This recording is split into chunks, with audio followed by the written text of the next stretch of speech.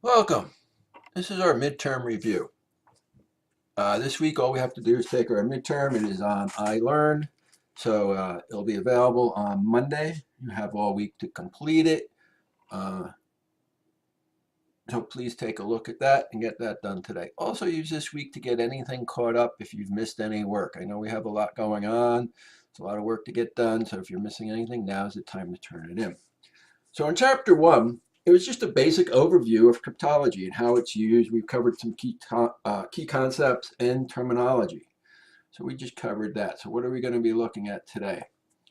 What's the whole reason for cryptography is to convert unencrypted information to protected information. Basically, to keep stuff secret, right? They've been doing this since we said the Egyptians.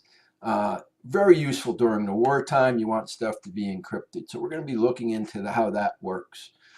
We want it to be secret. We want to make sure the integrity is there.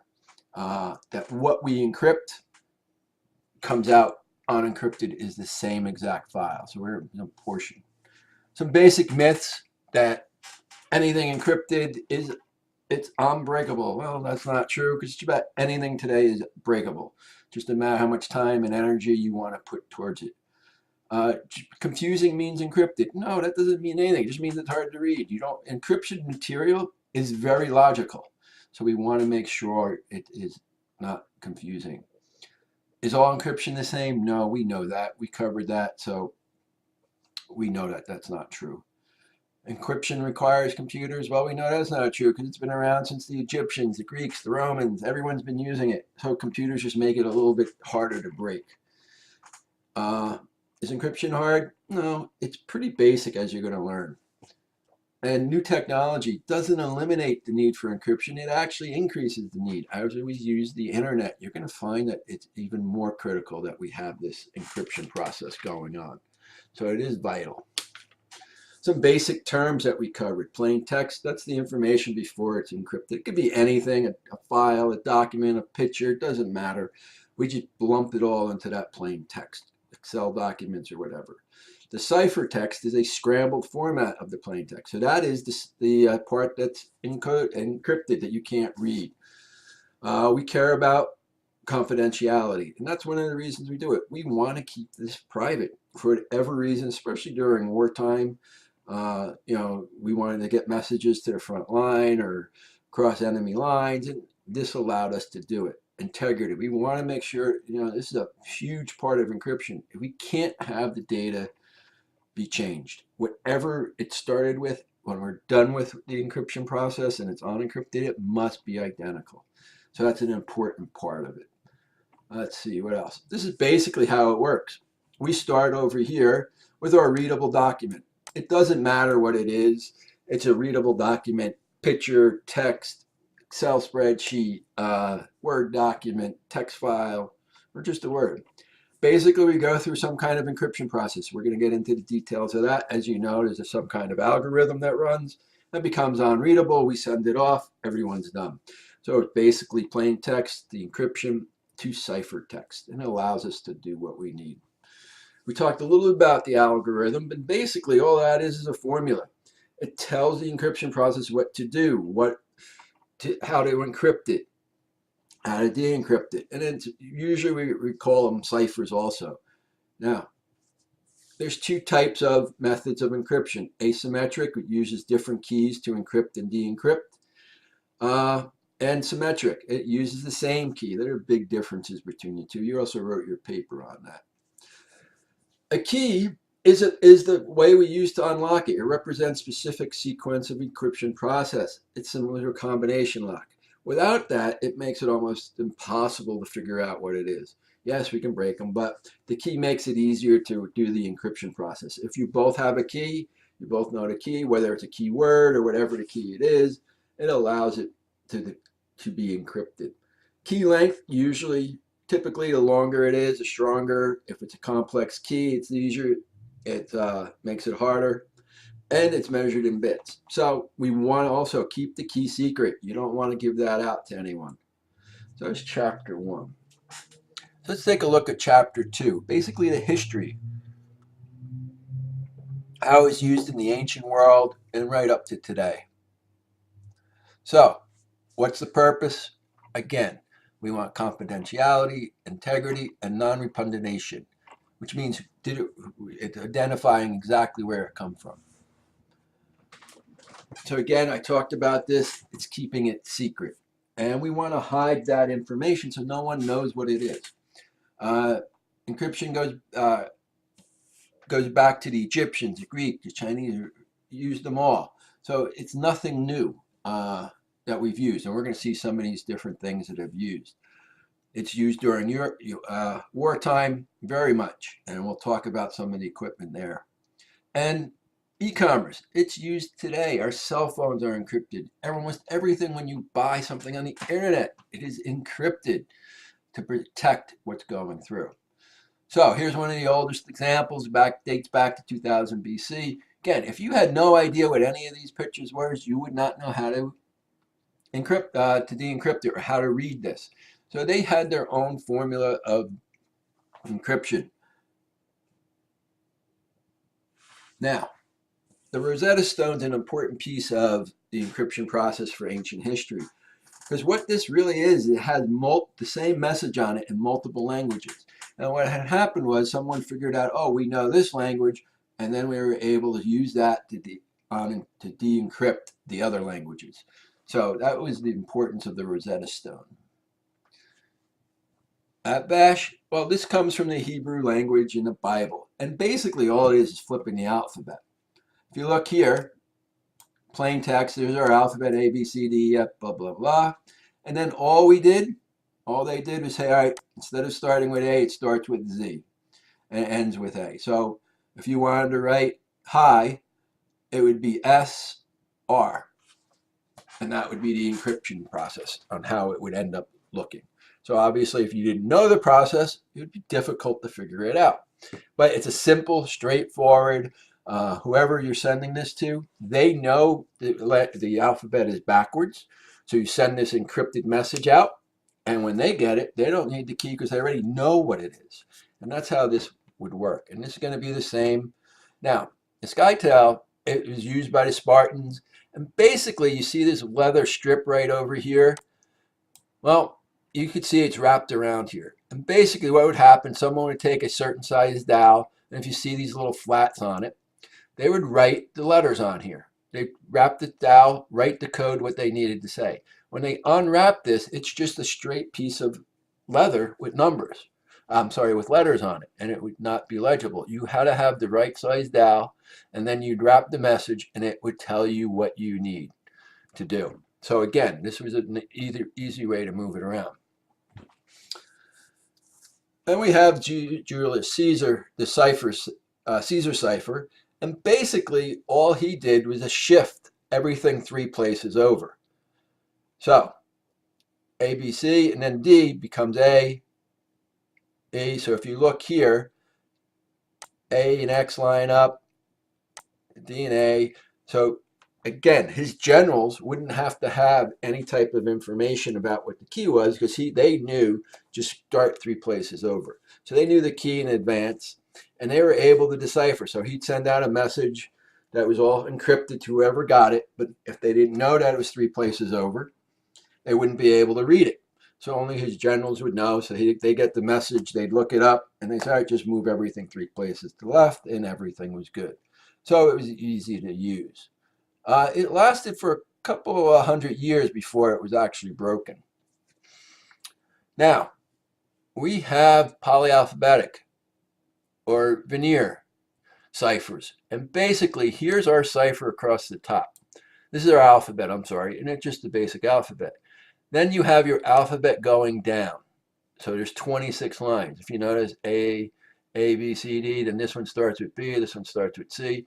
And basically how this would work, this was developed in the 1452, and it allowed us to make this very harder to break. So again, you didn't have to know anything about this. They'd give you a word, and you'd put that word in on the left-hand side. That is the code on how it would be broken. So that was useful. Now as we get up, that was all in the history. Now we're getting up into the 1940s. I'm sorry, and the Enigma machine. If you remember, we saw that video on the Enigma machine and how complicated it was. Over here, you have these 3 disks. You had plugs in the front, and you had a keyboard. So you'd press a key, the letter would light up over in this area, and that was what you'd write down. So the Germans really felt this was the most unbreakable code, and they just would send out their messages and not worry about anyone trying to break it. So they felt confident that no one would ever break it. But they actually did break it. The Allies broke it in an area called Bletchley Park.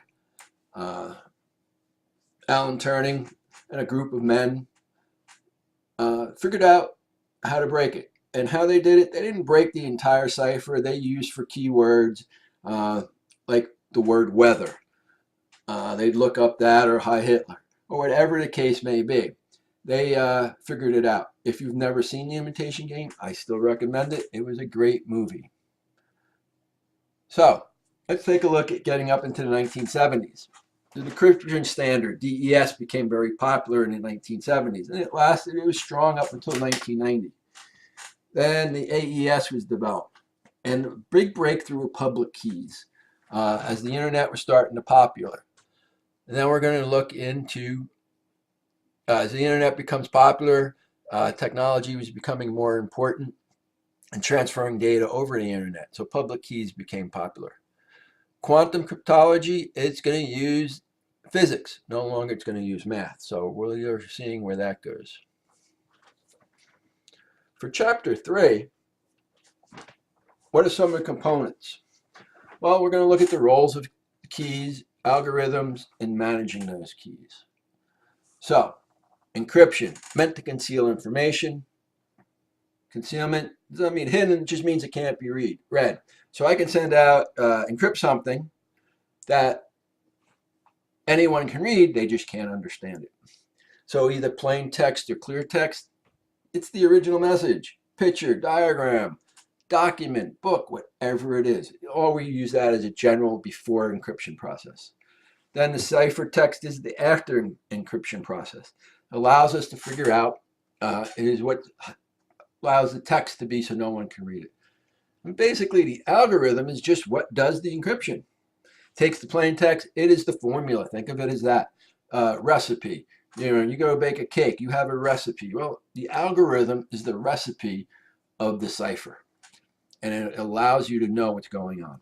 And then the key is that discrete piece of information that is used to determine the result. So the key is just simply unlocks the algorithm for us. So what are some ciphers? Well, Foursquare. We talked about the Caesar cipher, which shifts everything 3 places, and here's an example of it. Scrambled alphabet. This is used during the Civil War, this type of alphabet. Here's another example of Caesar and what this transfers. Here's the transfer. The T transfers to a Q and the H and so on. And this is what would be sent out to his generals. And the general would know to move it 3 places over. Now, Rot 13, basically all it does is cut the alphabet in half and drops it under. So it's a weak encryption, but it's used for what it is. Do I have an example?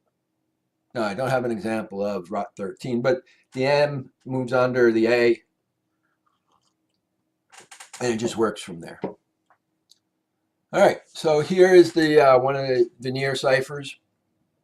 And basically what it does, we have our alphabet going across the top over here. And if you notice this code down here, 3241, well, the first one is we're going to use a 3. So if we're going to convert feedback, we look up here for F, and we take the C. We look up E, and then we go to line 2, which takes this C. Then we go to we take the third letter, which is E. We go to line 4, and we take the E here. Then we take the D from line 1, which is here. Then we take the B, and we come back to line 3, which is here, and so on, and that breaks it up that way. So you could just see you keep repeating using your key, and then you're just repeating, you take your letters, and so we send the message like that. So what does the algorithms do? As I said, that's your recipe. It should be easy to use. It should work. I mean, this is really important. Has to be reliable. Has to work the same way every time. Because if it doesn't work the same way every time, it's useless. So that's an important part of it. And it has to be secure. Keeps the information safe. We have Kirchhoff's 6 principles. The system should be unbreakable in practice. Obviously, we know that's not true, but that you should never design something that, hey, it's going to get broken into. Design of the system should not require the secrecy, and compromise of the system should not inconvenience who's using it. To keep it simple, they should use the key should be memorable without notes. So it's a word, something that someone's going to use. Cryptogram should be transmitted over telegraph. Well, at that time, that was important. Today, that's not that important. The apparatus document should be portable and operated by one person. You shouldn't need a team to figure out what's going on, and the system should be easy. It shouldn't require too much to think about. All right, let's look at the different chapter 4, symmetrics and asymmetric algorithms, stream ciphers, and block ciphers. And again, key management. So, high look at it. All encryption turns plain text into ciphertext. It should be standalone or part of the application, use a known key, and determine the level. How hard do we want this to be broken? So symmetric inputs a piece of information along with the key to scramble. It can be openly distributed. Today we can send it over the internet and not worry about it. Must provide the key in the encryption method. We have to tell the person what they're going to be doing. Simple design and the function. So, what are some strengths of it? It's very fast, very difficult to break. The tools are readily available. It is highly efficient. There's multiple modes, which we'll talk about. It is confidential. It is key. It does have good key management. Weaknesses: key negotiation, exchange, or distribution. Well, I have to tell whoever's using it what the key is. It's not really good for really large systems. It does have limited security, and there could be noisy channels and error in connection. Asymmetrics are more complex, much more secure, and use something called the public key that we talked about. So, confidential, key management, and that's a big part of this. Proof of origin, so where did it come from? Integrity, non-repudiation, access control, and authentication. So what are the weaknesses? Key size is generally pretty big, significantly slower. Modes of operation for block, or this is block ciphers, electronic code, cipher, blockchaining. Again, a second. Block ciphers, strength, easy to implement, provide integrity, useful when amount of data is known ahead of time. Requires more memory and susceptible to corruption. This is some examples of the block ciphers. DES has a block size of 64.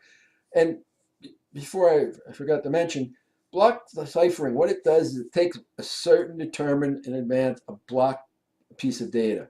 So it's either, in this case, if you look at DES, it is 64 bits. So it's going to take 64 bits of information, convert it, take the next 64 bits, convert it, and so on. And that's how this block works.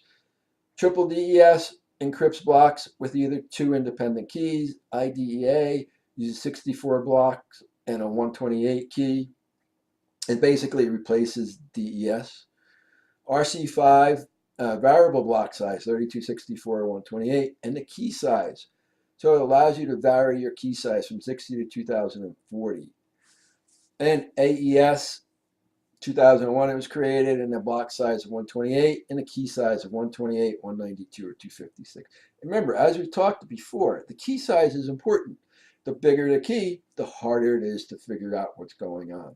And Blowfish has that key size of 64-bit block size, which means that's how it breaks it into, and your key size can vary. So a streaming cipher, just looking. Yep. So what is a streaming cipher? Well, it is part of the symmetric algorithm. On average, they are faster than block cipher. They perform it at the bit level. Conversion is done one binary at a time. Let me just flip back to this other diagram, which is this one. And this is the picture of the streaming cipher. So it is done at the bit level. This is the information right here. Here's our picture, one dark stormy night. It converts to ones and zeros. And then all the streaming cipher does is convert that string one bit at a time to this. And this is what you're going to read. Here's my plain text here, and here's my cipher text, doing it one bit at a time. So that's the difference, and where the block is doing it multiple. What are the advantages of stream? Well, it does emulates one-time pad. There's no size difference between plain text and cipher text. It comes out identical because it's at the bit level. Very suitable for hardware. Can be difficult to implement because we're talking it at the computer level here. Generally weaker than block cipher and difficult to generate truly random unbiased key streams.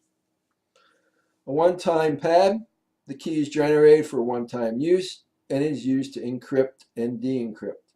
And during the war, it was used very heavily.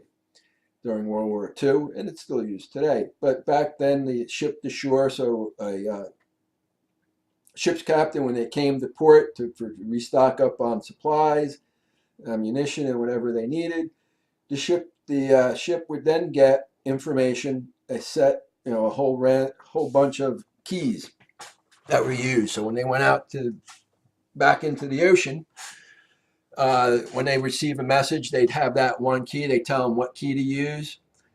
It would be used once and thrown away. So this way the keys weren't compromised because there was only one key. So key management. Asymmetric has a key management issue. This issue occurs when both parties are not in the same area. So if I have to send someone a key, it makes it difficult for them to know what's going on.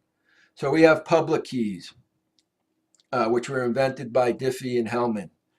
And that was in 1970. And that was a major breakthrough because it allowed us to now use the internet and have public and private keys. And pretty much anything you do over the internet today is using those public and private keys. The public key is generated when required, and the private key does the decryption of it. And the two keys are linked mathematically. So some common asymmetric algorithms. RSA is most commonly used, perform the generation of encryption. Diffie and Hellman uses the public key system, performs the key management, and does not perform the encryption. The two parties do not have any relationship. Let's see, what else? The digital signature, similar to the one used, and the asymmetric key algorithm. All right, chapter 5, fundamentals of hashing, the purpose of it, and the types. That's what we covered here.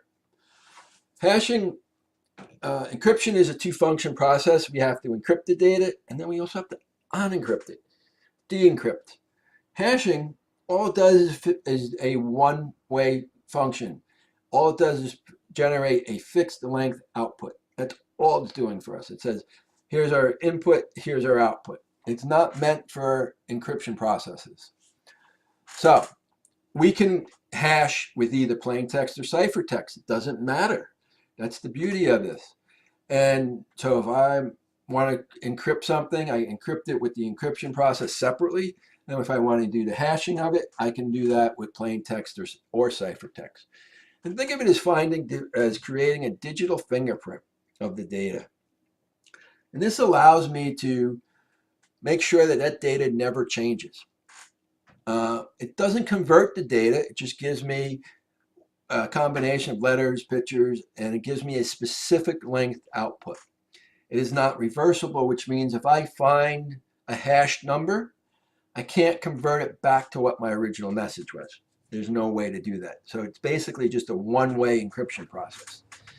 And it's used to validate data. It does not have a key, but the validation of data, as you'll see, is important. Uses of it, digital signatures, digital certificates, downloading a software. Anytime you download software, it probably goes through this process to determine, did it download correctly? Because what happens is, think of it this way. Before I start my server, I run my hashing algorithm on it, generates whatever 128-bit code.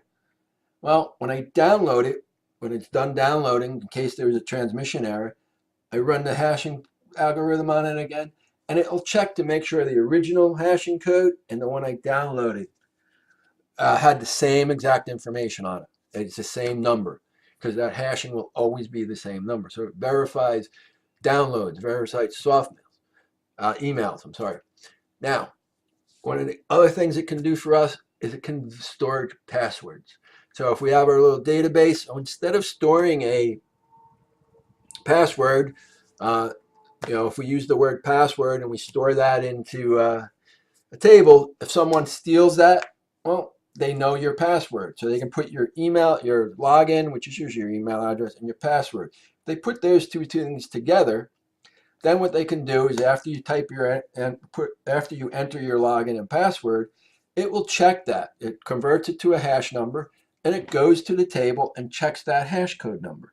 So this way, it's not in my table. It doesn't see my login and password. It just sees, are those two numbers exact? So it verifies our storing of passwords for us without having to keep the passwords, so it's not compromised. Verification of communications, and it's used in the searches also. So we can use it in searches on the internet, some algorithms. If there's a certain word you're looking for, instead of searching for those words, it can simply search for a number. So it's one of the ways some of the search engines can run. These are some of the hashing algorithms that are out there, MD 2, 4, 5, or 6. Pretty much we use mostly 5 and 6 nowadays. 2 and 4 have been pretty much obsoleted. And secure hash algorithms, and these are just some of the other ones. Again, this is why we're doing the hashing. Produces a consent representation. It's one way, can't go backwards. It's used for e-commerce to make sure whoever sent it has that information, the integrity of the message, software distribution, trusted timestamps. These are some of the weaknesses of it. We talked about that last week. That can get in the way. So output, here's my hash, right? Example, my output is always going to be 128-bit, which means it's 32 characters. If you look here, I have Superman, I have a paragraph, I have a complete document, I have a picture. Well, if you look on this side, every one of these, 128-bit long. Doesn't matter what my input is. It all could be all different, but the outline looks like this. And this is what makes it so nice, is that I can verify this information. This is just another example of a smaller information. And this is how it would be stored. Here's my data record. So if I type in, if you think of this as your password, so I type in Sam Smith over here, it converts, it hashes it to 98. It finds it in our database, 98, and then it tells me, yep, that is Sam Smith who's there. And my password was 100, by the way. And that's how it can store your password, but not keep the passwords in there. Again, it's used for digital signatures, which was an awesome thing to use it for. And it allowed us to have a couple things going on. So I get a document that I have to sign. Well, here's my original document. Here's my hashing program. If I put a number, it hashes out to 101. What I want to do is encrypt that 101, and I send that to the other side. If you notice up here, I also send my original document back. And I send what I got here, 101. So when this public key converts it, they're going to see my hashing algorithm is 101. Then what they're going to do is take this document, run it through the hash program, or take this and run it through the hash program, and it should come out with 101. And what does that tell me? It tells me that my document's unchanged, and that I approved it. And that's how the hashing of the digital signature works. So for chapter 5, we covered fundamentals of hashing, one-way encryption. It's really a fingerprint of it, and it's a fixed length outcome, whatever length we want. We want 64, 128, 256. It doesn't matter. It basically is keeping the message confidential. It's used to verify file download. It's digital signatures. We can use it for passwords. There's a whole bunch of things used for it. All right, so that is my review. So I want you to, don't forget, take the test. The exam, it is on iLearn. If you have any questions, please email me. Please use the questions at the bottom of week 4. Thank you. Have a wonderful week. I'll talk to you next week.